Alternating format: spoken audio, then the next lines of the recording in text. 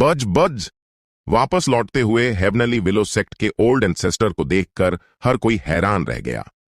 Heavenly willow sect के old ancestor ने एक शब्द भी नहीं कहा। उन्होंने बस एक कुशन ढूंढा, उस पर बैठ गए और अपनी पूरी ताकत के साथ विदर्ड पावर को कल्टीवेट करना शुरू कर दिया। हर कोई उलझन में था, लेकिन जल्द ही उनका ध्यान पास ही चमक रही एक ग्रे लाइट ने खींच लिया। मैं कामयाब हो गया। विराज का चेहरा खुशी और आश्चर्य से भर गया। उसके हाथ में स्पष्ट रूप से विदर्ड पावर का एक स्ट्रैंड कल्टीवेट हो चुका था। जाओ और ट्रायल के अगले स्टेज में हिस्सा लो। इमोर्टल की आवाज गूंजी और तुरंत ही विराज को वहां से टेलीपोर्ट कर दिया गया। यह देखकर बाकी बचे लोग बेचैन हो उठे। विराज को एक शानदार टैलेंट माना गया था और अब जब उसने विदर्ड पावर को कल्टीवेट कर लिया था तो इमोर्टल उसे तुरंत ले गए। साफ था कि वे उस पर बहुत मेहरबान थे। उन्हें भी अपनी स्पीड बढ़ानी होगी। वे विराज को इतनी जल्दी ट्रायल पास नहीं करने दे सकते थे। हेवनली विलो सेक्ट के ओल्ड एंसेस्टर ने एक नजर डाली, लेकिन वो परेशान नहीं थे। आखिर अगर कोई अभी बिना किसी विरोधी के अंदर जाता है तो उसे सिर्फ इंतजार ही करना पड़ेगा। दूसरी ओर यह सोचकर कि विशाल पहले ही फाइनल ट्रायल में प्रवेश कर चुका है, उनका दिल थोड़ा बैठ गया। उन्हें अपने विदर्ड पावर कल्टीवेशन की स्पीड बढ़ानी ही होगी। कमरे के अंदर विक्रम ने राहत की एक हल्की सांस ली। उसे अभी अभी एहसास हुआ था कि उसने एक बहुत बड़ी गलती कर दी थी। अगर हेवनली विलो सेक्ट के ओल्ड एंसेस्टर ने इनर हॉल में होने वाले कंपटीशन का जिक्र कर दिया होता तो कोई भी दूसरा शख्स अंदर जाकर विशाल को देखता और उसका सारा भंडा फोड़ हो जाता। किस्मत से हेवनली विलो सेक्ट के ओल्ड एंसेस्टर का ट्रायल के बारे में कोई भी जानकारी शेयर करने का कोई इरादा नहीं था। हालांकि एक इमोर्टल के रूप में उसकी यह पहचान अब ज्यादा देर तक नहीं टिकने वाली थी। सबसे जरूरी काम था कि विशाल का विदर्ड पावर ब्रेक थ्रू जल्दी से हो जाए। मेन हॉल के अंदर विदर्ड पावर कल्टीवेशन का कंपटीशन। इमोर्टल का इंट्रोडक्शन सुनकर और विशाल को देखकर, जो कई दिन पहले ही अंदर आ चुका था, विराज सब समझ गया। कोई हैरानी की बात नहीं कि हेवनली विलो सेक्ट के ओल्ड एंसेस्टर को अभी अभी बाहर टेलीपोर्ट कर दिया गया था। लगता है वो इस विशाल से हार गए थे। विराज ने मन ही मन सोचा और उसके होठों पर एक हल्की सी मुस्कान आ गई। विदर्ड पावर कल्टीवेशन का कंपटीशन, उसे इस वक्त खुद पर गजब का कॉन्फिडेंस था। आखिरकार इमोर्टल ने उसके टैलेंट को बेहतरीन बताया था। प्लस उसने अभी 15 मिनट से भी कम समय में दूसरी बार विदर्ड पावर को कल्टीवेट किया था, जिससे उसका कॉन्फिडेंस और भी बढ़ गया। विशाल को अभी भी यहीं देखकर उसे लगा कि शायद इमोर्टल को उसका टैलेंट ज्यादा अच्छा लगा और इसलिए उन्होंने जानबूझकर विशाल को रोक कर रखा था। ऐसा लग रहा था कि यह इमोर्टल उस पर कुछ ज्यादा ही फिदा थे। कृपया जल्दी से बैठ जाएं, कंपटीशन बस शुरू ही होने वाला है। इमोर्टल की आवाज दोबारा सुनकर विराज मुस्कुरा दिया। लो भाई, अब तो जोर भी दिया जा रहा है। ऐसा लग रहा था कि यह इमोर्टल सीनियर उसे लिगेसी देने के लिए और इंतजार नहीं कर सकते। रुको, कहीं ऐसा तो नहीं कि इस इमोर्टल की बची खुची आत्मा की ऊर्जा खत्म हो रही है और वो चाहते हैं कि वो जल्दी से लिगेसी एक्सेप्ट कर ले? यह सोचकर उसके चेहरे के हाव भाव सख्त हो गए और वह जल्दी से आगे बढ़ा। कमरे के अंदर यह बेवकूफ कर क्या रहा है? विराज को इतनी देर तक मेन हॉल में खड़ा देखकर बिना बैठे बस वहां मुस्कुराते हुए विक्रम खुद को उसे कोसने से नहीं रोक पाया। जब उसने देखा कि सामने वाला आखिरकार बैठ गया है तो उसने थोड़ी राहत की सांस ली और तुरंत विशाल को एक वॉयस ट्रांसमिशन भेजा। पूरी स्पीड से इसे हराओ। मेन हॉल के अंदर विशाल ने तुरंत फुल स्पीड में विदर्ड फोर्स कल्टीवेशन मेथड को चलाना शुरू कर दिया। यह देखकर विराज के चेहरे पर तिरस्कार का भाव आ गया। क्या उसे लगता था कि पहले विदर्ड पावर कल्टीवेट करना शुरू करने से कोई फायदा होगा? वो इंसान था जिसे इमोर्टल ने एक बेहतरीन टैलेंट के रूप में आंका था। विदर्ड पावर के 10 स्ट्रैंड्स, वह ज्यादा से ज्यादा 1 घंटे में उन्हें कंडेंस कर सकता था। जल्दी शुरू करने से कोई बज। अभी वो यह सोच ही रहा था कि विशाल के चारों ओर विदर्ड पावर का एक स्ट्रैंड कल्टीवेट होते देख वह हक्का बक्का रह गया। विदर्ड पावर का एक स्ट्रैंड? उसने बस यूं ही विदर्ड पावर का एक स्ट्रैंड कल्टीवेट कर लिया? मजाक कर रहे हो क्या? अभी आधा मिनट भी नहीं हुआ है। एक बफ, वहां एक बफ है।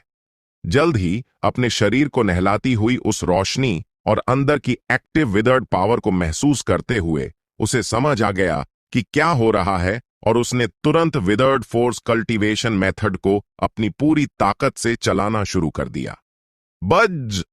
पास में ही एक रोशनी के चमकने के साथ विशाल का दूसरा विदर्ड पावर स्ट्रैंड कंडेंस हो गया। इतनी जल्दी कैसे हो सकता है? विराज को अपनी आंखों पर विश्वास नहीं हो रहा था। उसी वक्त उसने अपने दांत पीसे और अपनी स्पीड बढ़ा दी। उसका हारना नामुमकिन था। वो था जिसे इमॉर्टल ने एक बेहतरीन टैलेंट कहा था। यह बिल्कुल इम्पॉसिबल था। 3 स्ट्रैंड्स, 4 स्ट्रैंड्स, 5 स्ट्रैंड्स। विशाल पर तेजी से विदर्ड पावर को आते देख विराज पागल हो रहा था। नामुमकिन, यह इम्पॉसिबल है। वो एक शानदार टैलेंट वाला इंसान था। विशाल पर विदर्ड पावर का 9वां स्ट्रैंड प्रकट होते देख, जबकि उसने खुद अभी तक पहला स्ट्रैंड भी कल्टीवेट नहीं किया था, विराज पूरी तरह से सन्न रह गया। उसके सामने बैठा यह लड़का इतनी तेज कैसे हो सकता है? कंपटीशन खत्म हुआ। जल्द ही, जैसे ही विशाल का 10वां विदर्ड पावर स्ट्रैंड कंडेंस हुआ, सही वक्त पर विक्रम की आवाज गूंजी। विराज होश में आया और घबराते हुए बोला, सीनियर, तुम्हें कुछ कहने की जरूरत नहीं है। विक्रम ने वॉइस ट्रांसमिशन के जरिए कहा, स्पीड के मामले में तुम अपने विरोधी से पीछे हो। हालांकि मेरा इरादा तुम्हें एक और मौका देने का है। अब मैं तुम्हें कल्टीवेट करने के लिए एक प्राइवेट कमरे में भेजूंगा। अगर तुम 3 दिनों के भीतर विदर्ड पावर के 1000 स्ट्रैंड्स कल्टीवेट कर सको तो मैं तुम्हें एक और चांस दूंगा। यह सुनकर विराज की आंखें चमक उठीं। यह इमॉर्टल सच में अभी भी उस पर मेहरबान था। आपका शुक्रिया। इससे पहले कि वह अपना शुक्रिया पूरा कर पाता, विक्रम ने सूखी पेड़ की टहनी घुमाई और उसे इमॉर्टल पैलेस के एक कमरे में टेलीपोर्ट कर दिया। वो अब उसे वापस इनर हॉल में भेजने की हिम्मत नहीं कर सकता था। आखिरकार, अगर उसने कुछ कहा और हेवनली विलो सेक्ट के ओल्ड एंसेस्टर से बात की तो सारा खेल तुरंत बिगड़ जाएगा। विक्रम देखता रहा। उसकी नजरें मेन हॉल पर टिकी थीं। इस पल विशाल के सामने 12 विदर्ड ट्री सीड्स प्रकट हुए। विक्रम चौंक गया, लेकिन जल्द ही समझ गया। 10 जीतों की एक लकीर।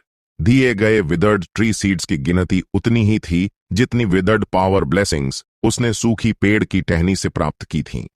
पहली जीत पर एक बीज मिलने के अलावा लगातार होने वाली जीतों पर यह 2 हो गया। अब लगातार 10 जीतों के साथ उसे 10 और बीज दिए गए थे।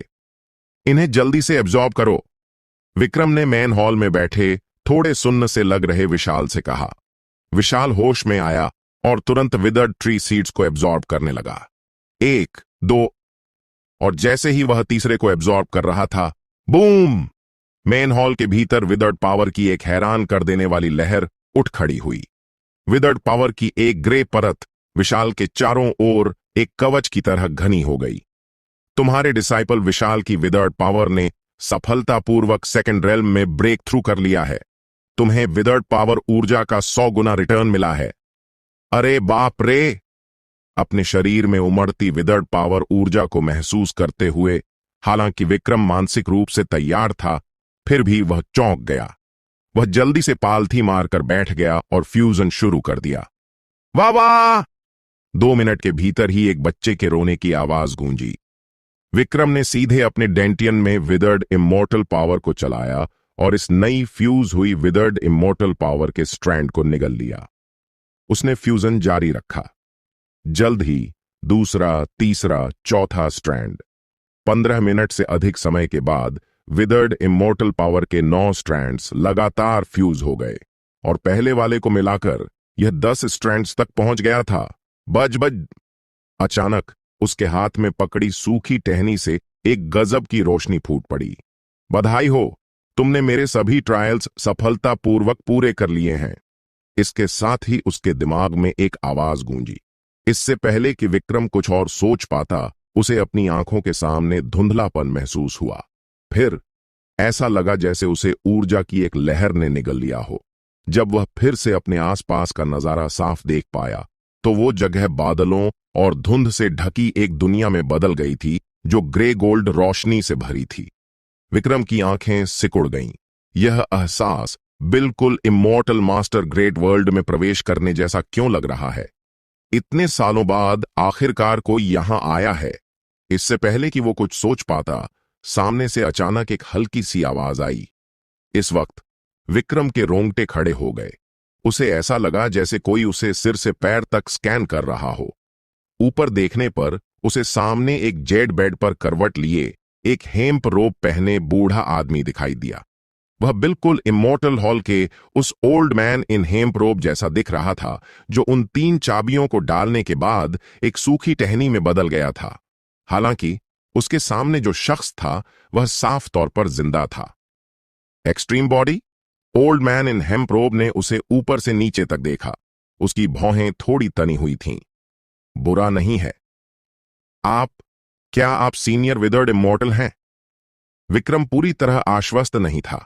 उसने इमॉर्टल आई आर्ट का इस्तेमाल करने की कोशिश की और जैसी उम्मीद थी वह कुछ भी नहीं देख सका। इसके उलट ओल्ड मैन इन हेम्प रोब ने अचानक दिलचस्पी के साथ उसकी आंखों में देखा। तुम्हारी ये आंखें थोड़ी अजीब हैं। विक्रम की सिट्टी पिट्टी गुम हो गई। ओल्ड मैन इन हेम्प रोब ने एक हल्की सी मुस्कान दी। घबराओ मत छोटे लड़के, यह इमॉर्टल बस एक छोटी सी बची हुई आत्मा है जो अब खत्म होने वाली है। तुम मुझे विदर्ड इमॉर्टल कह सकते हो। बहुत हो गई बकवास। एक पल के लिए रुकते हुए ओल्ड मैन इन हेम्प रोब ने एक स्क्रॉल निकाला और उसकी तरफ फेंक दिया। इस इमॉर्टल की लिगेसी इसके अंदर दर्ज है। तुम्हारी एक्सट्रीम बॉडी असल में इस इमॉर्टल की लिगेसी के लिए काफी सही है। विक्रम ने जल्दी से स्क्रॉल लपका। उसकी आंखों में एक्साइटमेंट की एक झलक थी। यह एक इमॉर्टल की लिगेसी थी। लेकिन जेड बेड पर लेटे ओल्ड मैन इन हेम्प रोब को जम्हाई लेते, अपनी नाक और पैरों की उंगलियों को खुजाते देख उसे कहीं ना कहीं लगा कि यह आदमी भरोसे के लायक नहीं है। तुम इस इमॉर्टल को ऐसे क्यों देख रहे हो?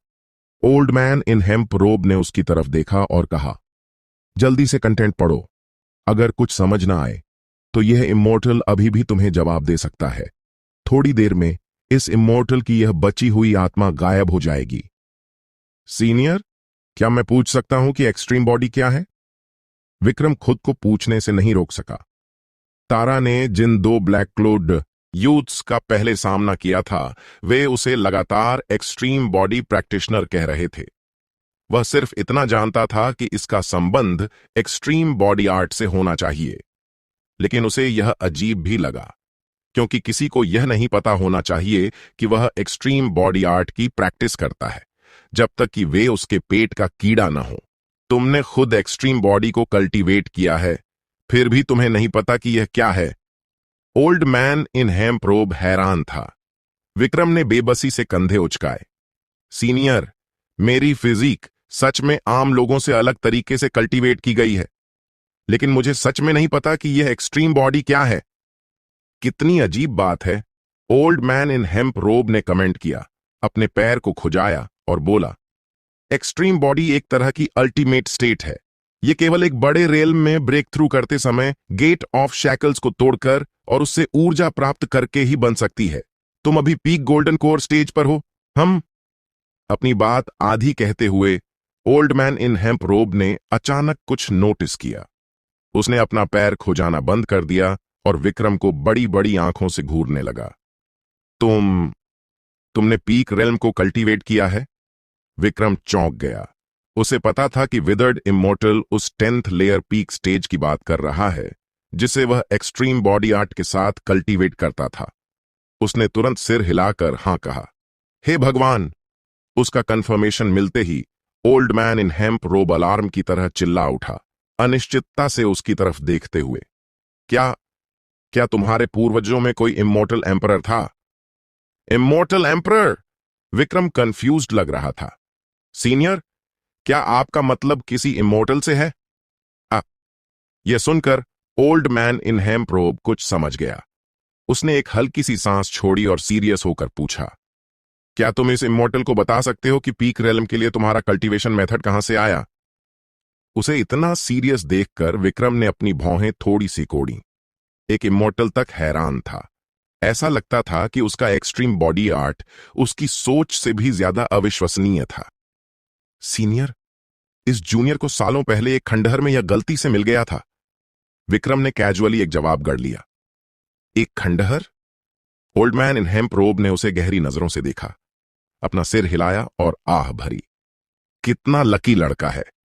विक्रम खुद को पूछने से नहीं रोक सका। सीनियर, क्या यह कल्टीवेशन टेक्निक बहुत गजब की है? गजब की? ओल्ड मैन इन हेम्प रोब ने नाक सिकोड़ी और हंसा। यह गजब से भी बढ़कर है। अगर यह इमोर्टल इस वक्त सिर्फ एक बची हुई आत्मा ना होता तो यह इमोर्टल तुम्हें एक पल में लूट लेता। विक्रम अंदर ही अंदर घबरा गया। एक इमोर्टल भी इसे चुराना चाहता था। क्या एक्सट्रीम बॉडी आर्ट सच में इतना शानदार था? ठीक है, जल्दी से इस इमोर्टल की लिगेसी देखो। इस इमोर्टल के पास ज्यादा ऊर्जा नहीं बची है, ओल्ड मैन इन हेम्प रोब ने कहा। उसका शरीर इस वक्त साफ तौर पर और भी ज्यादा पारदर्शी होता जा रहा था। यह देखकर विक्रम ने तुरंत स्क्रॉल को देखना शुरू कर दिया। Super invincible withered absorption art. लेकिन पहली ही लाइन में टाइटल देखकर वह सुन्न रह गया। उसका एक्सप्रेशन देखकर ओल्ड मैन इन हेम्प रोब तुरंत मुस्कुरा दिया। यह नाम इस इमोर्टल ने अपनी बनाई हुई कल्टीवेशन टेक्निक को दिया है ना? एकदम ढांसू। विक्रम के माथे पर सिलवटें पड़ गईं। उसे और भी ज्यादा लगने लगा कि उसके सामने वाला शख्स भरोसे के लायक नहीं है, लेकिन उसने पढ़ना जारी रखा। कल्टीवेशन बहुत बोरिंग है। उन टैलेंटेड कल्टीवेटर्स को देखो। उनमें से हर एक को सिर्फ महायान रेल्म तक बमुश्किल पहुंचने के लिए 800 या 1000 साल तक कल्टीवेट करना पड़ता है। यह ऐसा काम नहीं है जो किसी इंसान को करना पड़े। यह इमोर्टल आज एक टेक्निक बना रहा है, super invincible withered absorption art. जैसा कि नाम से पता चलता है, यह अनगिनत लेवल तक बढ़ाई गई विदर्ड एब्जॉर्बिंग आर्ट है। इस कल्टीवेशन टेक्निक के लिए तुम्हें दिन रात बोरियत के साथ कल्टीवेट करने की जरूरत नहीं है। इसके लिए बस तुम्हारी आंखें ऐसी होनी चाहिए जो चीजों को खोजने में माहिर हों।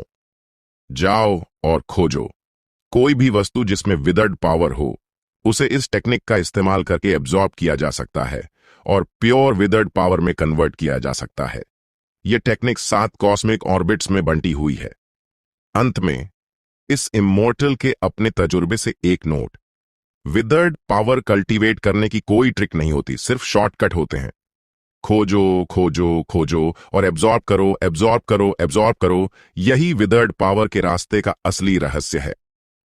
पूरा स्क्रॉल पढ़ने के बाद विक्रम का माथा, जिस पर पहले सिर्फ कुछ ही सिलवटें थीं, अब पूरी तरह से सिकुड़ चुका था। तो क्या कुछ ऐसा है जो तुम्हें समझ नहीं आया? इस वक्त ओल्ड मैन इन हेम्प रोब ने पूछा। विक्रम थोड़ा अनिश्चित था। सीनियर, क्या यह टेक्निक सच में काम करेगी? ओल्ड मैन इन हेम्प रोब ने उस पर एक हल्की सी नजर डाली और कहा, चीजों को ज्यादा मत उलझाओ।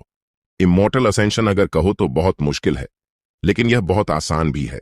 इस इमोर्टल ने कई ऐसे कल्टीवेटर्स देखे हैं जो विदर्ड पावर की प्रैक्टिस करते हैं, लेकिन वे अपनी जिंदगी सिर्फ महायान रेल्म या उससे नीचे ही भटकते हुए गुजार देते हैं। क्या तुम्हें पता है क्यों? विक्रम ने उलझन में अपना सिर हिलाया।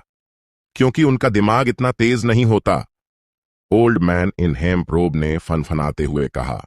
विदर्ड पावर असल में एक ऐसी पावर है जो जिंदगी की ऊर्जा को सोख लेती है। इस पावर को पाने के लिए कल्टीवेशन पर भरोसा करना।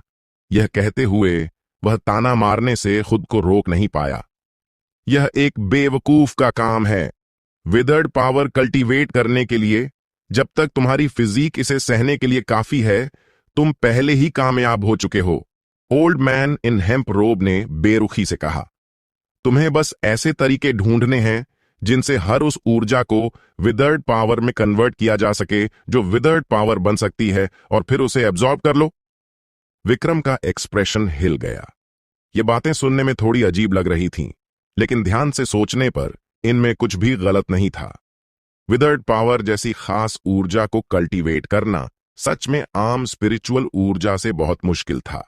मेहनत से कल्टीवेट करने के बजाय यह बेहतर था कि खोजा जाए, हर उस ऊर्जा को ढूंढा जाए जिसे विदर्ड पावर में बदला जा सके, और फिर उसे कन्वर्ट करके एब्जॉर्ब कर लिया जाए। इसमें मुश्किलें यह थीं, पहला फिजिक और दूसरा कन्वर्जन कैसे किया जाए।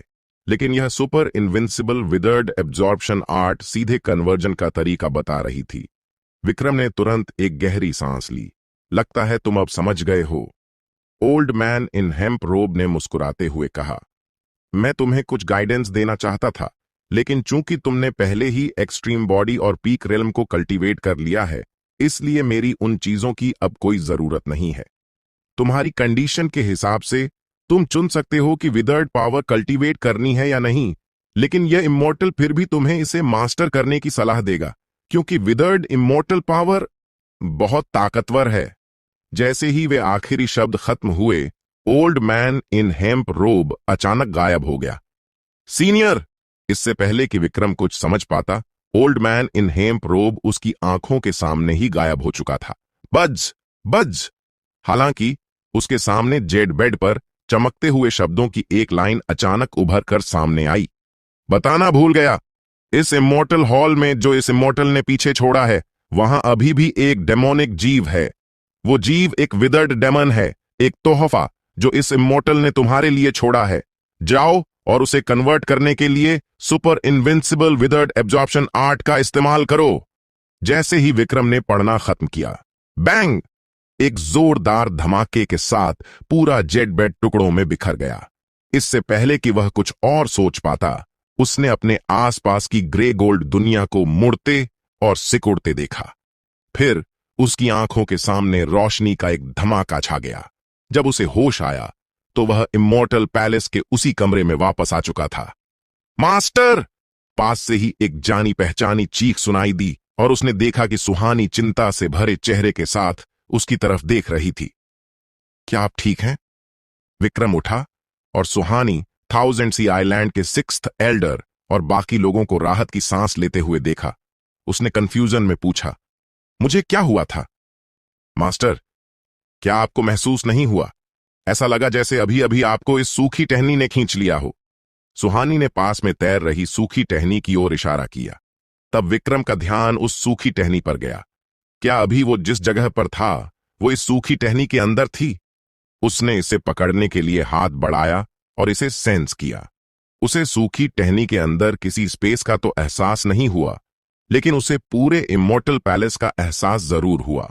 फ्रंट हॉल से लेकर इनर हॉल तक और फिर इमोर्टल पैलेस को घेरे हुए बैरियर तक, सब कुछ अब साफ तौर पर सूखी टहनी के अंदर रिफ्लेक्ट हो रहा था।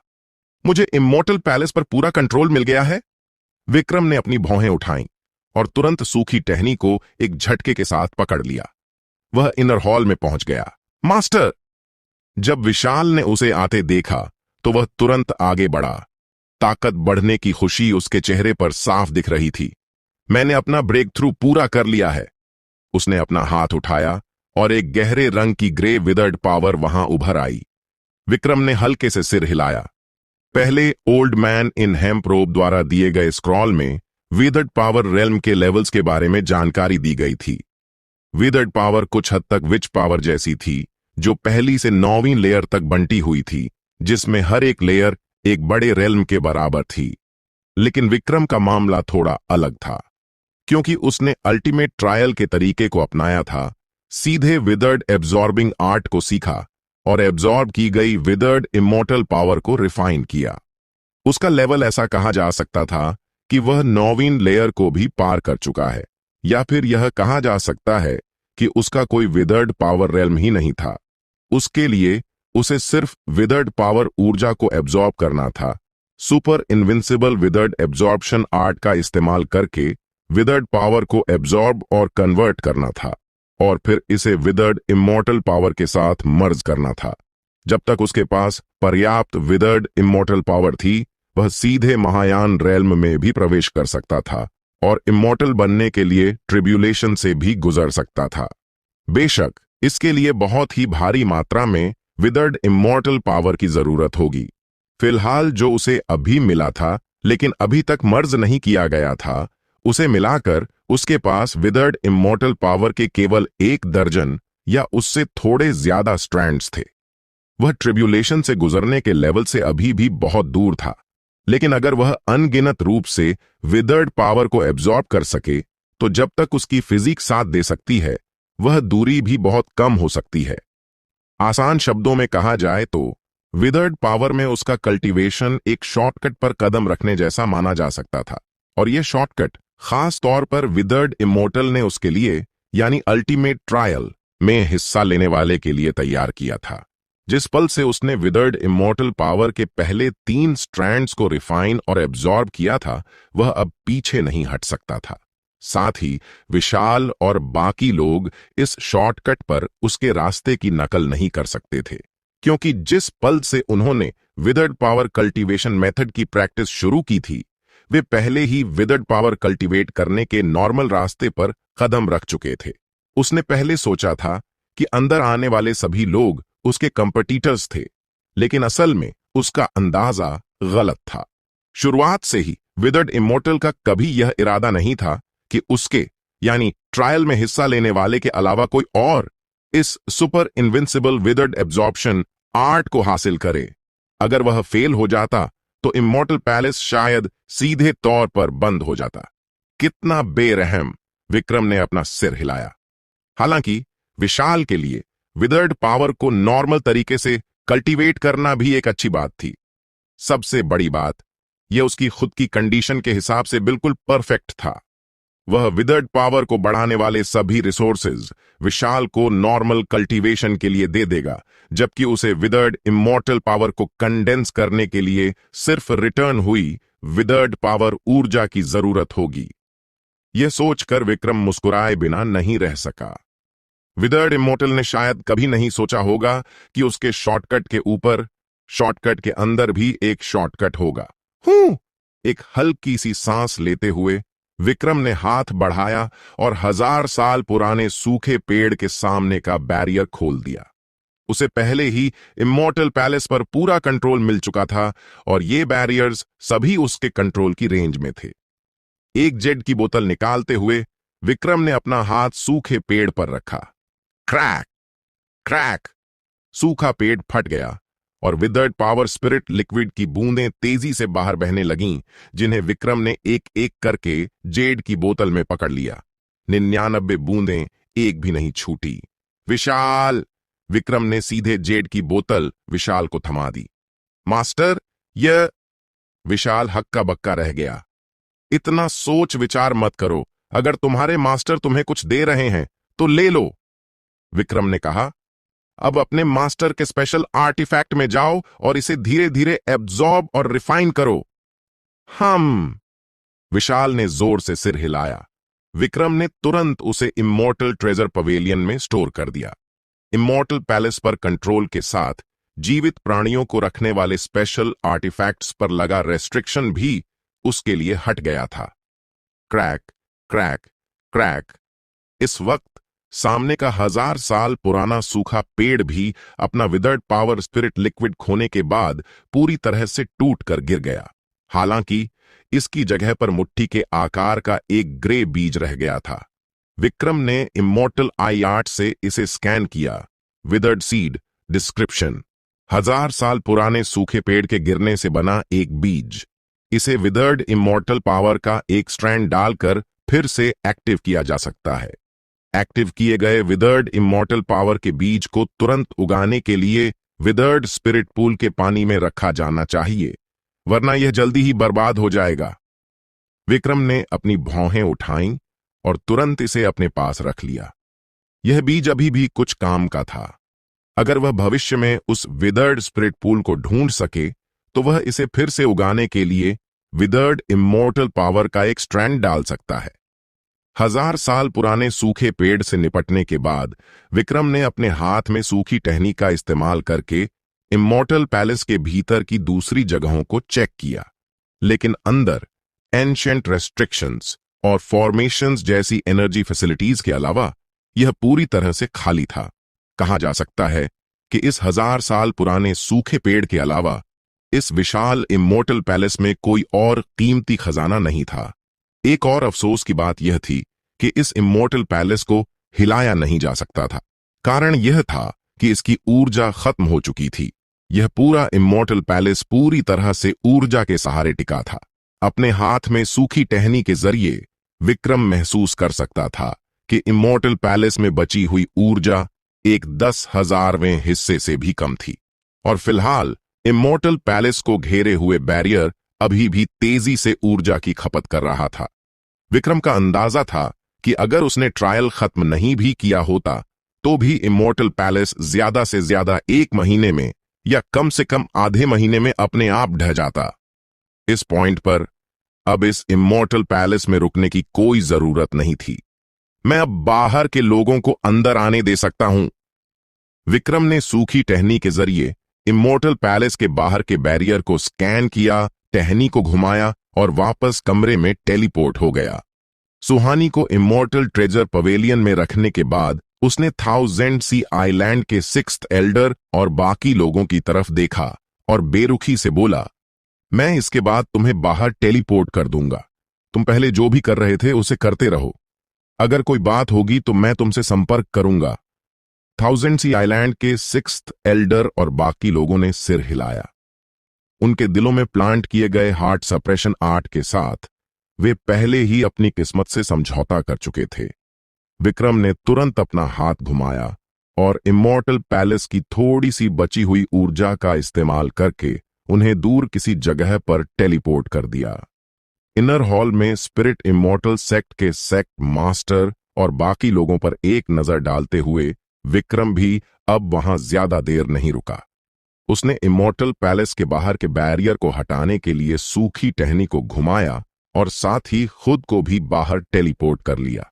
इमॉर्टल पैलेस के बाहर यह खुल गया, बैरियर खुल गया है, दरवाजे भी खुल गए हैं। अब कोई रुकावट नहीं है, सब लोग हमला करो। एक जोरदार गर्जना गूंज उठी। दरवाजा जबरदस्ती खोल दिया गया। फर्श से होते हुए एमरल्ड ग्रीन लाइट की एक लहर कमरे में दाखिल हुई और हेवनली विलो सेक्ट के ओल्ड एंसेस्टर उसके अंदर से बाहर निकले। क्या चालाकी भरी चाल है। कमरे में कई परछाइयों को देखकर हेवनली विलो सेक्ट के ओल्ड एंसेस्टर खुद को ठंडी सांस लेते हुए बड़बड़ाने से रोक नहीं पाए। सोचो तो सही कि तुमने खुद को एक इमॉर्टल के रूप में छिपा लिया और हम सबको बेवकूफ बनाया। विक्रम चुप रहा। वह जानता था कि पिछली भिड़ंत से सामने वाले को कुछ गड़बड़ होने का एहसास जरूर हुआ होगा। सूखी टहनी के जरिए इमॉर्टल पैलेस के फर्श को महसूस करते हुए उसे पता चला कि इनर हॉल के एक कुशन से लेकर फ्रंट हॉल तक और फिर हेवनली विलो सेक्ट के ओल्ड एंसेस्टर के पैरों के नीचे तक एक हल्की हरी लाइन जा रही थी। उसे याद आया कि जब विराज को टेलीपोर्ट किया जा रहा था तब हेवनली विलो सेक्ट के ओल्ड एंसेस्टर ने एक हरकत की थी। अपनी जगह बदलने के लिए उठते समय उन्होंने अपना हाथ जमीन पर दबाया था। सामने वाले ने साफ तौर पर उसी वक्त अपनी खोज शुरू करने के लिए किसी टेक्निक का इस्तेमाल किया था। यह बूढ़ा आदमी तुम्हें एक मौका देगा। तुम्हारे पास जो कुछ भी है वह सब यहीं छोड़ दो, हेवनली विलो सेक्ट के ओल्ड एंसेस्टर ने बेरुखी से कहा। उनके पैरों के नीचे की एमरल्ड लाइट तेजी से पूरे कमरे में फैल गई। एक के बाद एक कई बेलें निकल आईं और वो सब विक्रम की ओर इशारा कर रही थीं।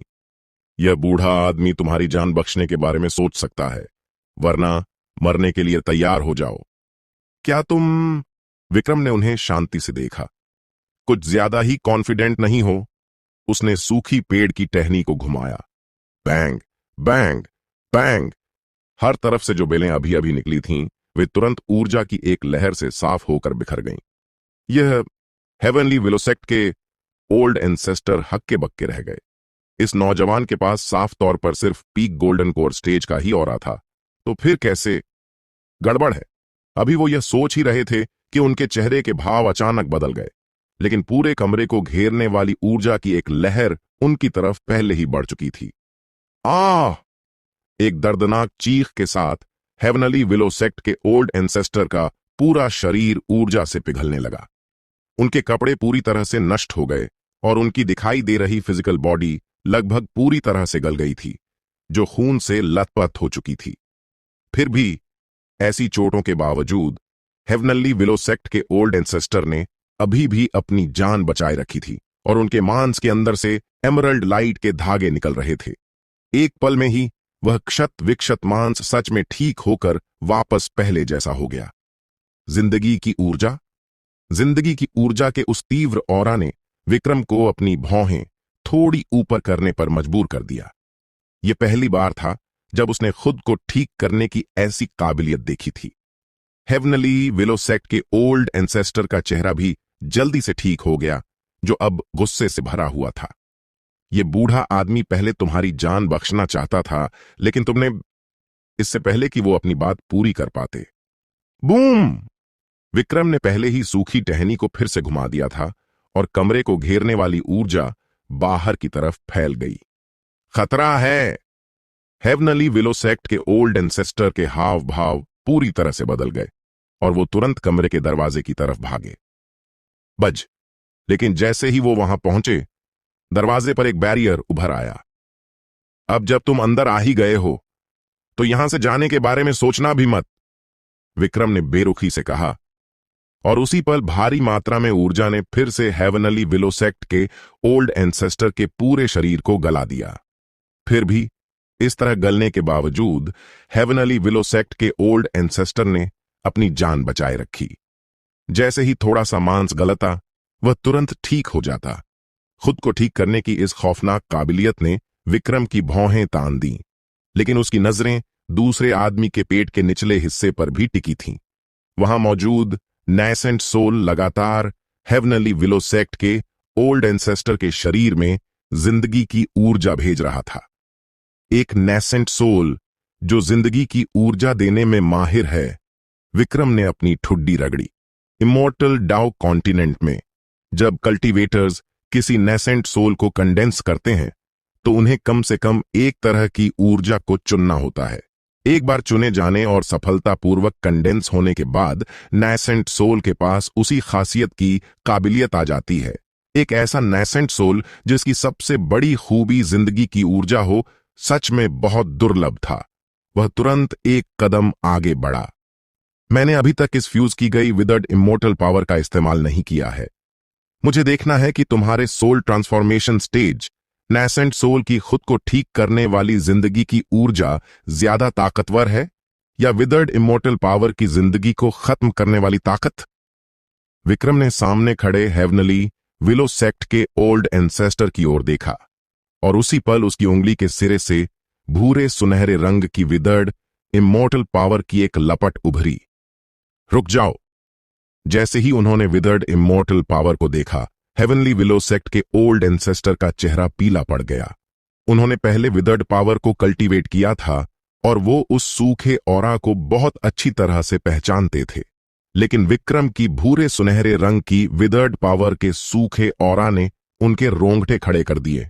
वो इसे रोक नहीं सकते थे। वो इसे बिल्कुल भी रोक नहीं सकते थे। नहीं! हेवनली विलोसेक्ट के ओल्ड एंसेस्टर एफ की खौफनाक चीख के बीच विक्रम ने विदर्ड इमोर्टल पावर की इस लपट को सीधा उस आदमी के नैसेंट सोल की जगह पर दे मारा। विदर्ड इमोर्टल पावर के शरीर में जाते ही हेवनली विलोसेक्ट के ओल्ड एंसेस्टर बुरी तरह चीख पड़े। उनके पूरे शरीर का मांस, जो अब तक खुद को ठीक कर रहा था, पल भर में सूख गया। विक्रम की हैरान नजरों के सामने बस पलक झपकते ही हेवनली विलोसेक्ट के ओल्ड एंसेस्टर एक जिंदा इंसान से एक सूखी लाश में बदल गए। इतनी ताकतवर? विक्रम हैरान था। सिर्फ विदर्ड इमोर्टल पावर की एक लपट ने सोल ट्रांसफॉर्मेशन स्टेज के एक्सपर्ट को एक झटके में खत्म कर दिया। बज! इस पल कमरे के बैरियर में एक हलचल हुई और आत्मा की एक लपट बैरियर को पार करते हुए तेजी से बाहर की ओर भाग निकली। विक्रम ने सीधा कमरे के बाहर तक उसका पीछा किया। उसकी हथेली में विच पावर का एक बवंडर उठा और उसने उस आत्मा की लपट को अपने हाथ में जकड़ लिया। वह आत्मा का हिस्सा हेवनली विलोसेक्ट के ओल्ड एंसेस्टर के चेहरे में बदल गया, जो अब पागलों की तरह उससे मिन्नतें कर रहा था। इस बूढ़े आदमी को छोड़ दो। पहले हमला करना इस बूढ़े आदमी की भूल थी। मैं तुमसे माफी मांगता हूं। मुझे जीने का एक रास्ता दे दो। तुम्हें छोड़ दूं? विक्रम ने उसकी ओर बेरुखी से देखा और अपना हाथ कस लिया, जिसमें विच पावर जमा हो रही थी। नहीं! उसने उसी जगह आत्मा के उस हिस्से को कुचल डाला। विक्रम! विक्रम! उसी पल पास से अचानक हैरानी से भरी एक आवाज आई। विक्रम थोड़ा चौंक गया। उसने देखा कि सुहानी एक समुद्री कछुए की सवारी करते हुए फ्रंट हॉल में आ पहुंची थी। उसे देखते हुए सुहानी का खूबसूरत चेहरा सदमे से भरा हुआ था। वह महसूस कर सकती थी कि अभी अभी जो आत्मा की लपट थी उसमें हेवनली विलो सेक्ट के उस ओल्ड एंसेस्टर का ऑरा था, और अब विक्रम ने सच में हाथ बढ़ाकर उसे कुचल दिया था। और सबसे बड़ी बात, विक्रम यहां क्या कर रहा था? गजब की सुंदरी सुहानी, हम अगली बार बात करेंगे। विक्रम ने सुहानी को देखा, फिर उसके पीछे इनर हॉल में खड़े कई कल्टीवेटर्स की ओर देखा। साफ था कि वे हेवनली विलो सेक्ट के ओल्ड एंसेस्टर के साथ उसकी लड़ाई के हंगामे से खिंचे चले आए थे। उसके पास ज्यादा कुछ कहने का वक्त नहीं था। उसने हेवनली विलो सेक्ट के ओल्ड एंसेस्टर की सूखी लाश को इकट्ठा किया, सूखी पेड़ की टहनी को घुमाया और इमॉर्टल पैलेस से बाहर टेलीपोर्ट हो गया। गायब होते विक्रम को देखते हुए सुहानी पूरी तरह से भटकी हुई लग रही थी। इस लड़के का चक्कर क्या था? उसके पीछे स्पिरिट इमॉर्टल सेक्ट के सेक्ट मास्टर और इनर हॉल से बाकी लोग भी जल्दी से वहां आ पहुंचे। खुले दरवाजे वाले कमरे से बची हुई ऊर्जा के ऑरा को महसूस करते हुए उन सभी के चेहरों पर उलझन थी।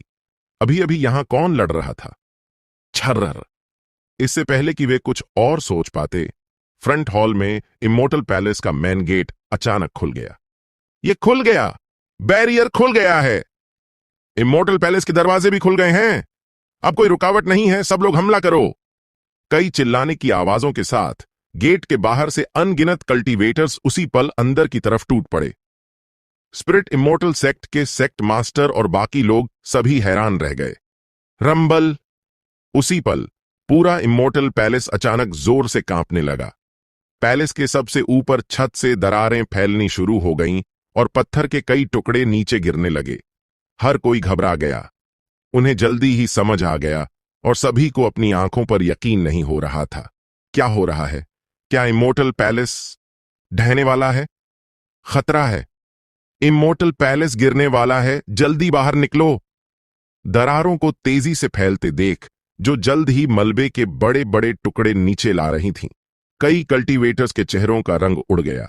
बिना कुछ सोचे वे सभी बाहर की तरफ भागे। रंबल! 2 मिनट भी नहीं बीते थे कि विशाल इमॉर्टल पैलेस पूरी तरह से ढह गया। आसमान से एक बिखरे हुए मलबे की तरह गिरते हुए नीचे जमीन पर आ गिरा। इसने नीचे जमीन पर मलबे का एक मैदान बना दिया। अनगिनत कल्टीवेटर्स अवाक रह गए। शानदार इमॉर्टल पैलेस सच में ढह गया था।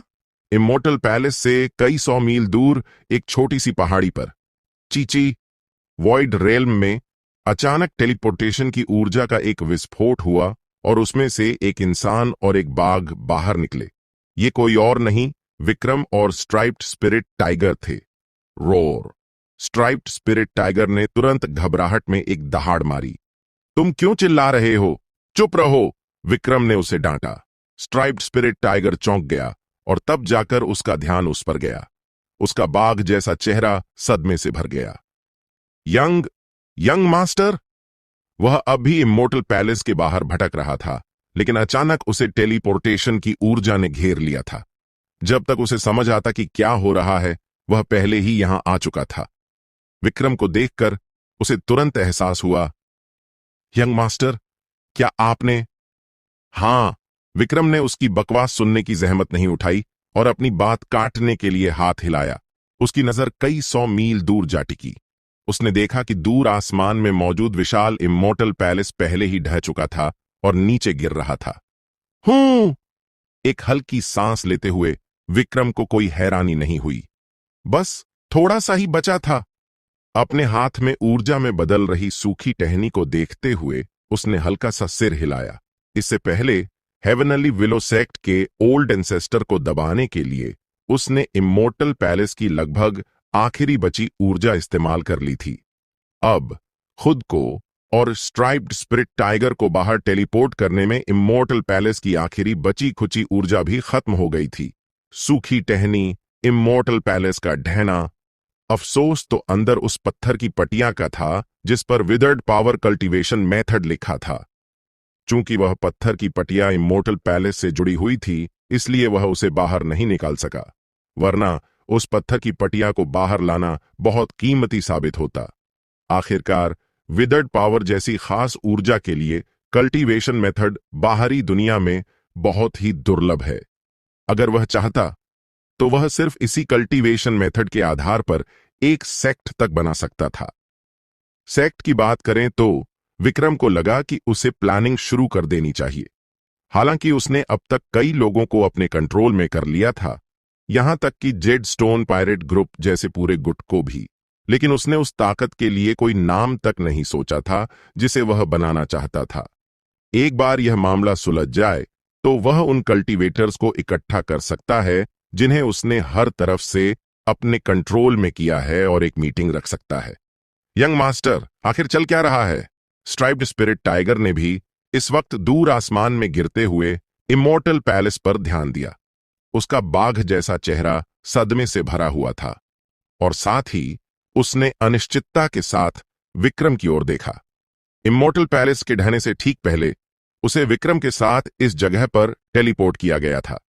इमोर्टल पैलेस का यह ढहना, इसका विक्रम से कोई लेना देना तो नहीं हो सकता, है ना? हालांकि जो बात उसे और भी ज्यादा उलझा रही थी वह यह थी कि जिस पल से वह पहले इमोर्टल पैलेस में आया था उसने विक्रम को वहां नहीं देखा था। वह कब प्रकट हुआ? उलझन से भरी उसकी नजरों का सामना करते हुए विक्रम का कोई जवाब देने का इरादा नहीं था। वह सीधा उसकी पीठ पर बैठ गया और एक दिशा में इशारा करते हुए बोला, उस दिशा में उड़ो। हालांकि स्ट्राइप्ड स्पिरिट टाइगर जानना चाहता था, लेकिन उसने उसके आदेश के सामने झिझकने की हिम्मत नहीं की और तुरंत उसी दिशा में उड़ने लगा। संपर्क नहीं हो पा रहा है। विक्रम ने अपने हाथ में पकड़े खास तौर पर बनाए गए साउंड ट्रांसमिशन स्टोन को देखा, जो कोई जवाब नहीं दे रहा था और उसकी भौहें थोड़ी तन गईं।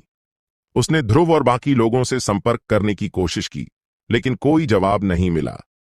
इसका मतलब था कि ध्रुव और बाकी लोग या तो उससे 5000 मील से ज्यादा दूर थे या फिर वे ऐसे इलाके में पहुंच गए थे जहां साउंड ट्रांसमिशन काम नहीं करता। किस्मत से वह अभी भी हेवनली एस्ट्रा फॉल्कन और एक ब्लू सी फ्लड ड्रैगन की मौजूदगी को महसूस कर सकता था।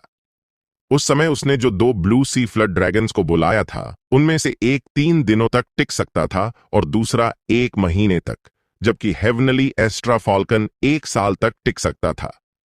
अभी एक ब्लू सी फ्लड ड्रैगन पहले ही गायब हो चुका था, लेकिन दूसरा और हेवनली एस्ट्रा फॉल्कन साफ तौर पर अभी भी वहां थे।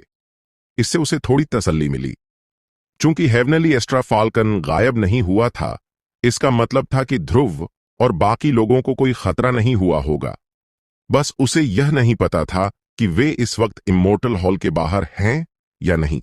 इससे पहले उस विदर्ड इमोर्टल ने कहा था कि इमोर्टल हॉल में एक डेमोनिक जीव है, एक विदर्ड डेमन, जिसे बहुत ज्यादा विदर्ड पावर में कन्वर्ट किया जा सकता है। अब जब उसे इसके बारे में पता चल ही गया था तो उसे पक्का वहां जाकर इसे हासिल करना ही था। सबसे बड़ी बात, जब उसे पहले इमोर्टल पैलेस में टेलीपोर्ट किया गया था तो उसके पास उस कमरे में फर्श पर बिखरे खजानों को समेटने का टाइम ही नहीं था। उम्मीद है कि कोई मुझसे पहले वहां न पहुंच गया हो। विक्रम थोड़ा चिंतित था। आखिरकार इमोर्टल सीक्रेट रेल्म अब पूरी तरह से खुल चुका था और कोई भी अंदर जा सकता था। इस वक्त यह कहना मुश्किल था कि कितने लोग इमोर्टल सीक्रेट रेल्म में जा चुके थे। इमोर्टल सीक्रेट रेल्म की एक बहुत बड़ी घाटी के अंदर एक शानदार और विशाल महल था। यह कोई और नहीं, इमोर्टल हॉल ही था। इस वक्त इमोर्टल हॉल के मेन गेट पर एक खौफजदा सा साया तेजी से बाहर भागा। पू, मानो किसी अनदेखी लहर से टकराकर उस साए ने खून की उल्टी कर दी, लेकिन उसने एक पल के लिए भी वहां रुकने की हिम्मत नहीं की और अपनी पूरी स्पीड से इमोर्टल हॉल से दूर चला गया। यह शख्स कोई और नहीं, स्कारलेट फोर्ट्रेस का यंग फोर्ट्रेस मास्टर शौर्य था। शिट, आखिर चल क्या रहा है? भागते हुए शौर्य जोर से चिल्लाया। जब इससे पहले इमोर्टल पैलेस दिखाई दिया था तो उसने उसे तुरंत महसूस कर लिया था और वहां जाना चाहता था, लेकिन किसी कारण से उसके टैलेंट ने उसे बताया कि इमोर्टल पैलेस बहुत खतरनाक है। हालांकि इमोर्टल पैलेस बहुत ही अट्रैक्टिव था, फिर भी उसने अपने टैलेंट पर भरोसा करना ही सही समझा। सबसे बड़ी बात, उस समय वह अपने कई साथियों के साथ था और इत्तेफाक से उस घाटी के बाहर आ पहुंचा था जहां इमोर्टल हॉल मौजूद था। इतना ही नहीं, यह इमॉर्टल हॉल उसके लिए एक बहुत बड़ा लक लेकर आया था। इन हालात में उसने बिना सोचे इमॉर्टल हॉल को ही चुना। अंदर जाने के बाद उसे और उसके कई साथियों को एक हॉल में टेलीपोर्ट किया गया और उन्होंने देखा कि वहां पहले से ही काफी लोग मौजूद थे। हालांकि ये सभी लोग बेहोशी की हालत में थे, लेकिन उनके पास ही उसने उस बाज और ड्रैगन को देखा जो उस खूंखार आदमी के साथ थे जिसने हिडन इमॉर्टल पवेलियन मास्टर के फैंटम को मार डाला था। वहां परछाइयों से ढका एक जीव भी था जिसका ऑरा उनके स्कारलेट फोर्ट्रेस के फोर्ट्रेस मास्टर से भी कहीं ज्यादा ताकतवर था, एक ऐसा वजूद जिसे कोई नहीं जानता था। इसने उसे इतना डरा दिया कि वह अपने साथियों के साथ तुरंत वहां से भाग निकला। भागने के बाद असल में उसका इरादा वहां से चले जाने का था। आखिरकार चूंकि उस खूंखार आदमी के पालतू जानवर वहां थे, तो वह आदमी खुद भी हॉल में ही होगा। लेकिन उसे इमॉर्टल हॉल का बाहर जाने का रास्ता नहीं मिला। वह सिर्फ अपने साथियों को रास्ता ढूंढने के लिए आगे ले जा सकता था। और बस 1 घंटे पहले की ही बात है, उसे एक कॉरिडोर मिला और सबसे बड़ी बात, इस कॉरिडोर में एक छुपा हुआ रास्ता था जो ऐसा लग रहा था जैसे इसे तोड़कर खोला गया हो। वह अपने साथियों को अंदर ले गया और उसे पता चला कि वह असल में खजानों से भरा एक कमरा था। फर्श पर तरह तरह के खजानों से भरे क्रिस्टल बॉक्स रखे थे। हर एक खजाने की कीमत होश उड़ा देने वाली थी। इससे वह खुशी से झूम उठा। उसे लगा कि यही वो जिसे बड़ा लक कहते हैं। इन सारे खजानों को समेटने के बाद उसने बाहर जाने का रास्ता ढूंढना जारी रखा और यह भी चेक किया कि कहीं ऐसे ही खजानों वाले और कमरे तो नहीं हैं। नतीजतन आधे रास्ते में ही उसे अचानक पता चला कि उसके टैलेंट ने जो बड़ा लक दिया था वो अब बड़े खतरों में बदल गया था। इसने उसे चौंका दिया। जल्द ही 1 सेकंड बाद अगले ही मोड़ पर उसने सामने एक कॉरिडोर पर कुछ अजीब से कपड़े पहने लोगों को देखा जो एक दीवार पर हमला कर रहे थे।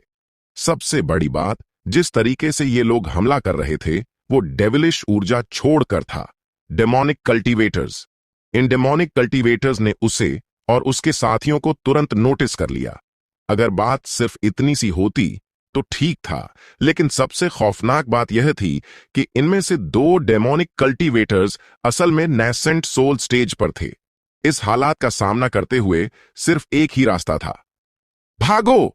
उसके बाद उसके साथी एक एक करके मारे गए और यह उसकी किस्मत ही थी कि वह इमॉर्टल हॉल के एग्जिट तक भागने में कामयाब हो गया। और इस तरह अभी अभी वह डेविलिश ऊर्जा की एक लहर से टकरा गया और बाहर की तरफ भागते हुए खून की उल्टी कर दी। 100 मन ही मन गालियां देते हुए उसने मुड़कर इमॉर्टल हॉल के दरवाजे की तरफ देखा। सच में डेविलिश ऊर्जा से भरे कई साए उसी पल बाहर की तरफ उसका पीछा करते हुए आ रहे थे। कमीनो, इस यंग मास्टर का पीछा करना बंद करो। शौर्य अपने मन ही मन चीख रहा था। आगे भागने के लिए अपनी पाई पाई की ताकत झोंक रहा था, लेकिन पीछे से आ रहा नेसेंट सोल स्टेज का डेमोनिक कल्टीवेटर बहुत तेज था और वो दूरी कम कर रहा था। उन्हें करीब और करीब आते देख शौर्य निराशा में डूब गया। क्या उसकी शानदार पहचान आज यहीं मिट्टी में मिल जाएगी? लक। उसने दुखी होकर ऊपर देखा और अचानक घाटी के ऊपर हवा में उसे लक का आभास हुआ। हालांकि वह थोड़ा उलझन में था, लेकिन उसने अपने दांत पीसे और सीधा आसमान की तरफ उड़ चला। हम पीछे से आ रहे डेमोनिक कल्टीवेटर्स चौंक गए। अगर वह घाटी के रास्ते से भागता रहता तो इस शौर्य के पास बचने का एक छोटा सा मौका हो सकता था, लेकिन घाटी के टॉप की तरफ जाना, जो कि एक बैरियर की लेयर से घिरा हुआ था, क्या वह खुद मौत के मुंह में नहीं जा रहा था? हालांकि वे उलझन में थे, डेमोनिक कल्टीवेटर्स ने तुरंत ऊपर की तरफ उसका पीछा किया। शौर्य ने लीड ली और घाटी के टॉप को घेरने वाले बैरियर के सामने पहुंचने वाला पहला शख्स बन गया। बैंग! ऊपर लक को महसूस करते हुए वह बिना झिझके बैरियर से जा टकराया। हालांकि इस टक्कर से उसका सिर बुरी तरह घायल हो गया और खून बहने लगा, जिससे वह दर्द से चीख पड़ा। क्या यह लक नहीं था? वह बाहर क्यों नहीं निकल पाया? शौर्य को समझ नहीं आ रहा था। जिस बात ने उसके चेहरे को और भी पीला कर दिया वो यह थी कि नीचे के डेमोनिक कल्टीवेटर्स पहले ही उस तक पहुंच चुके थे। खतरा है। उसके हाव भाव बदल गए और उसने तुरंत बचने की कोशिश की। हम लेकिन आगे चल रहे nascent soul stage demonic cultivator ने ठंडी सांस ली और डेविलिश ऊर्जा से भरा एक बड़ा सा हाथ कंडेंस किया, जो उसे 10 मीटर दूर से ही पकड़ने के लिए आगे बढ़ा। इस यंग मास्टर को छोड़ दो, शौर्य चिल्लाया और उसके शरीर के भीतर की स्पिरिचुअल ऊर्जा बाहर फूट पड़ी। हालांकि डेविलिश ऊर्जा के इस बड़े से हाथ के नीचे यह सब बेकार था। मरने के लिए तैयार हो जा, nascent soul stage demonic cultivator ने बेरुखी से कहा और डेविलिश ऊर्जा वाले हाथ ने अचानक अपना दबाव बढ़ा दिया। शौर्य का पूरा शरीर तुरंत दबने लगा। उसे ऐसा लगा जैसे उसे कुचलकर मार दिया जाएगा। नहीं, वह जोर से चिल्लाया। इस वक्त उसका दिमाग कंफ्यूजन से भरा हुआ था। उस वादे वाले लक का क्या हुआ? ऐसा क्यों हो रहा था? दबाव के कारण उसकी स्किन से खून की लकीरें बाहर आ रही थीं और उसका पूरा शरीर ऐसा लग रहा था जैसे वो पूरी तरह से फटने वाला हो। बूम! ठीक उसी पल उसके सामने वाले बैरियर के ऊपर से ऊर्जा की एक खौफनाक लहर नीचे आई। बैरियर ढह गया और शौर्य को घेरे हुए डेविलिश ऊर्जा का हाथ भी एक पॉप की आवाज के साथ उसी जगह बिखर गया। वहां मौजूद हर कोई सन्न रह गया। रोर! एक नेसेंट सोल स्टेज ऑरा लिए हुए बाघ की दहाड़ घाटी के ऊपर से अचानक गूंज उठी। एक nascent soul stage spirit beast? Demonic cultivators के चेहरों के भाव गंभीर हो गए। शौर्य खुशी से झूम उठा। वह बच गया था। वह सच में बच गया था। घाटी के ऊपर मौजूद नेसेंट सोल स्टेज के सफेद बाघ को देखते हुए वह खुशी से रो पड़ा और उसकी नजरें अपने आप बाघ की पीठ पर टिक गईं। वहां बर्फ जैसी सफेद पोशाक पहने एक हैंडसम नौजवान खड़ा था, लेकिन जब उसने उस चेहरे को देखा तो उसके चेहरे की खुशी पल भर में जम गई। यह इससे पहले कि वह कुछ और सोच पाता, डीप ब्लू विच पावर की एक लहर ने उसे जबरदस्ती लपेट लिया और खींचकर स्ट्राइप्ड स्पिरिट टाइगर की पीठ पर डाल दिया। कोई हैरानी नहीं कि यह औरा थोड़ा जाना पहचाना लग रहा था। यह तुम हो? विक्रम ने अपने सामने पड़े शौर्य को देखा और थोड़ी सी भौहें उठाईं।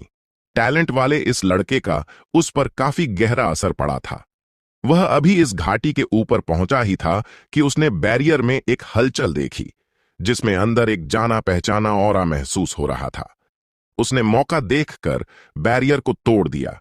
जैसे जैसे इमोर्टल पैलेस ढह रहा था, वह महसूस कर सकता था कि पूरा इमोर्टल सीक्रेट रेल्म धीरे धीरे कमजोर हो रहा है। इसका सबसे बड़ा सबूत यह था कि सीक्रेट रेल्म के अंदर का दबाव धीरे धीरे कम हो रहा था और अंदर मौजूद कई रेस्ट्रिक्शन बैरियर्स कमजोर हो रहे थे। इस घाटी का बैरियर इसकी सबसे अच्छी मिसाल थी। उसे याद आया कि जब वह पहली बार आया था, तब इस बैरियर की ऊर्जा बहुत घनी थी, जिससे किसी सोल ट्रांसफॉर्मेशन स्टेज के एक्सपर्ट के लिए भी इसे जोर लगाकर तोड़ना बहुत मुश्किल था। लेकिन अब वह सिर्फ हाथ हिलाकर ही इसे तोड़ सकता था। तुम विक्रम को देखते हुए शौर्य का मुंह खुला का खुला रह गया। यह लड़का कैसे हो सकता है? क्या इसे इमोर्टल हॉल में नहीं होना चाहिए था? यह यहां क्यों था? और सबसे बड़ी बात, टैलेंट उसे इस लड़के के पास एक लक के तौर पर क्यों लाएगा? Whoosh whoosh whoosh! इस वक्त घाटी के नीचे मौजूद डेमोनिक कल्टीवेटर्स मुड़े और भागने लगे। हालांकि वे नहीं जानते थे कि यह नया शख्स कौन है, लेकिन जो भी कोई nascent soul stage spirit beast की पीठ पर बैठ सकता था, उसकी ताकत का अंदाजा लगाया जा सकता था। यह देखकर विक्रम ने अपना हाथ हिलाया। बड़ी मात्रा में डीप ब्लू विच पावर नीचे की ओर आई और सीधे तौर पर सभी डेमोनिक कल्टीवेटर्स को अपने लपेटे में ले लिया। Demon sealing sacred art demonic transformation lead कर रहे nascent soul stage demonic cultivator ने झिझकने की कोशिश नहीं की। उसके शरीर से डेविलिश ऊर्जा की एक शानदार लहर फूट पड़ी और सीधे विच पावर को तितर बितर कर दिया। हालांकि उसका लड़ने या अपने साथियों को बचाने का कोई इरादा नहीं था और वह सीधे इमोर्टल हॉल की तरफ भागा। उसे पक्का यकीन था कि nascent soul stage spirit beast की पीठ पर बैठा शख्स कोई सोल ट्रांसफॉर्मेशन स्टेज का पावरफुल एक्सपर्ट है।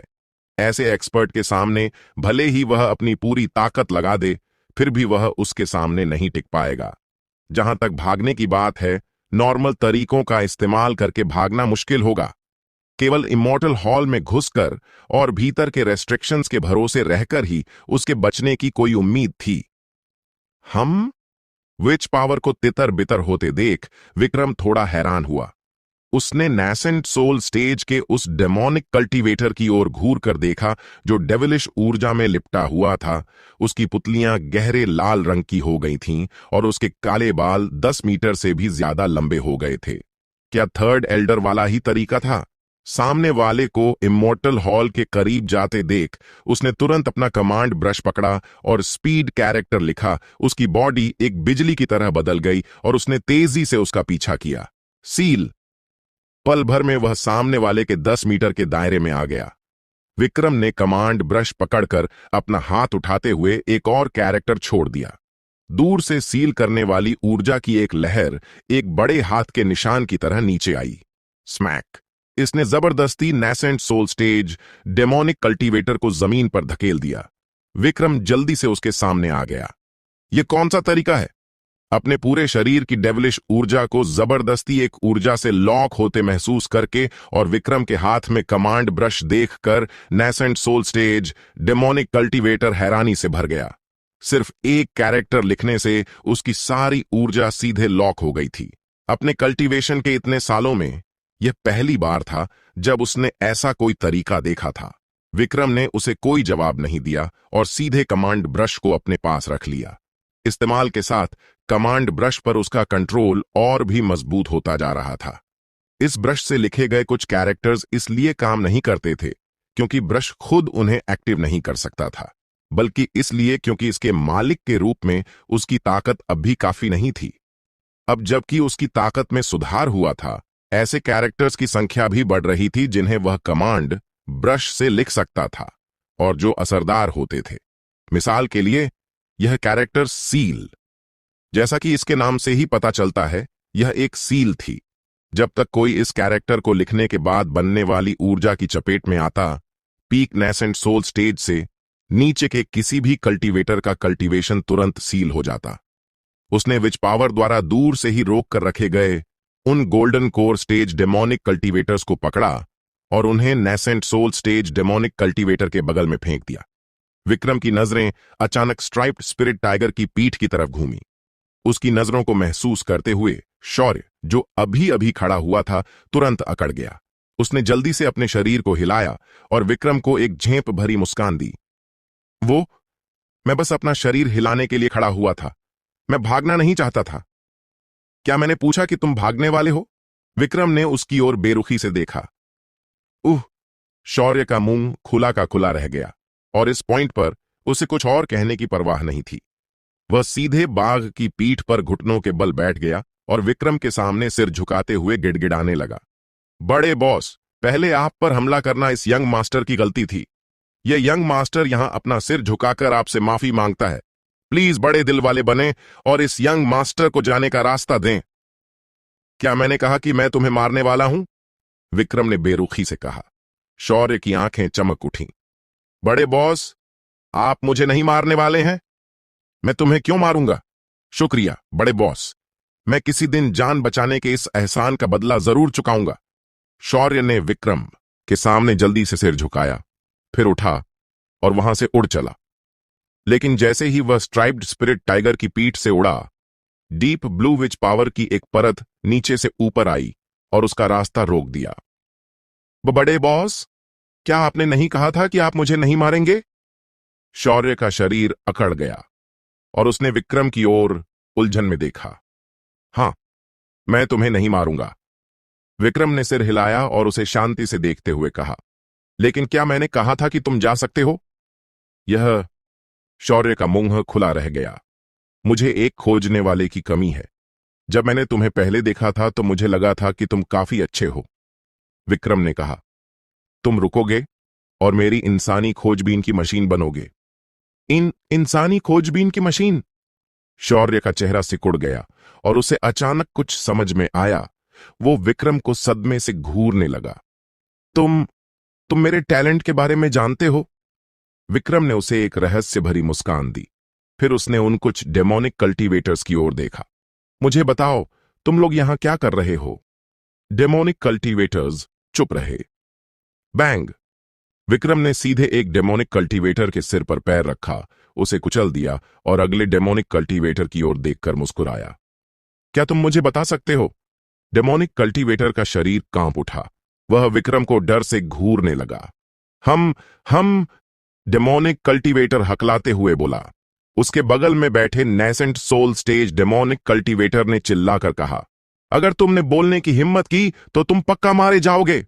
यह सुनकर डेमोनिक कल्टीवेटर का शरीर कांप गया। आ! अगले ही सेकंड एक चीख सुनाई दी, क्योंकि विक्रम ने सीधे पैर रखकर nascent soul stage demonic cultivator के दाहिने घुटने को कुचल दिया और बेरुखी से बोला, मेरे सामने किसी को धमकी दे रहे हो? आ! जैसे ही उसने बोला, उसने पैर रखा और सामने वाले के बाएं घुटने को भी कुचल दिया और ठंडी आवाज में बोला, तुम्हें इतनी हिम्मत किसने दी? दर्द के मारे नेसेंट सोल स्टेज कल्टीवेटर बेहोश हो गया। विक्रम ने अपनी आंखें खोलीं और उसकी सोल पावर ने सीधे सामने वाले को जबरदस्ती होश में ला दिया। आ आ आ! दोनों घुटनों में हो रहे भयानक दर्द ने nascent soul stage demonic cultivator को दर्द से चीखने पर मजबूर कर दिया। वह बेहोश होना चाहता था, लेकिन विक्रम की सोल पावर ने उसे होश में रखा और उसे उस खौफनाक दर्द को सहने के लिए मजबूर किया। बाकी डेमोनिक कल्टीवेटर्स ये सब पीले चेहरों के साथ देख रहे थे। दुनिया में हर कोई कहता था कि वे डेमोनिक कल्टीवेटर्स क्रूर और जालिम होते हैं, लेकिन उनके सामने खड़ा यह लड़का तो सच में क्रूर था। मैं तुम्हें बताऊंगा। विक्रम को अपनी ओर देखते हुए जिस डेमोनिक कल्टीवेटर से अभी सवाल पूछा गया था, वह जल्दी से चिल्लाया, हम हैं। चुप रहो। लेकिन जैसे ही उसने अपना मुंह खोला, विक्रम ने उसे रोक दिया। डेमोनिक कल्टीवेटर कंफ्यूज्ड लग रहा था। क्या तुम नहीं चाहते थे कि मैं बोलूं? तो फिर अब तुम मुझे चुप रहने के लिए क्यों कह रहे हो? विक्रम ने कागज और कलम निकाला, उन्हें सामने वाले के आगे रखा और बेरुखी से बोला, इसे लिखो। डेमोनिक कल्टीवेटर थोड़ा उलझन में था। हालांकि उसके बगल में दर्द से तड़प रहे nascent soul stage demonic cultivator को यह देखकर कुछ समझ आ गया और उसने विक्रम को हैरानी से देखा। तुम आखिर हो कौन?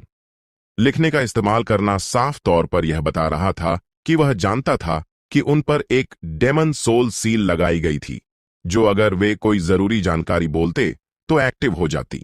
डेमन सोल सील के बारे में उनके साउथ विंड डेमन सेक्ट के भीतर केवल नेसेंट सोल स्टेज और उससे ऊपर के डेमोनिक कल्टीवेटर्स और खास टास्क करने वाले कुछ डेमोनिक कल्टीवेटर्स ही जानते थे।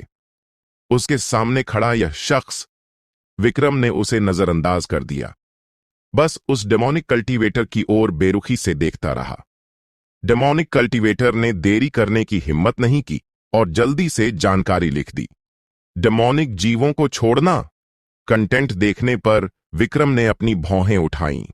उसने तुरंत इसे उस विदर्ड डेमन से जोड़ लिया जिसका जिक्र विदर्ड इमोर्टल ने पहले किया था।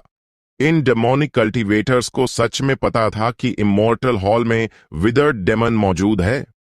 पहले इमोर्टल हॉल के बाहर थर्ड एल्डर के दिखाई देने के बारे में सोचकर विक्रम की आंखें सिकुड़ गईं।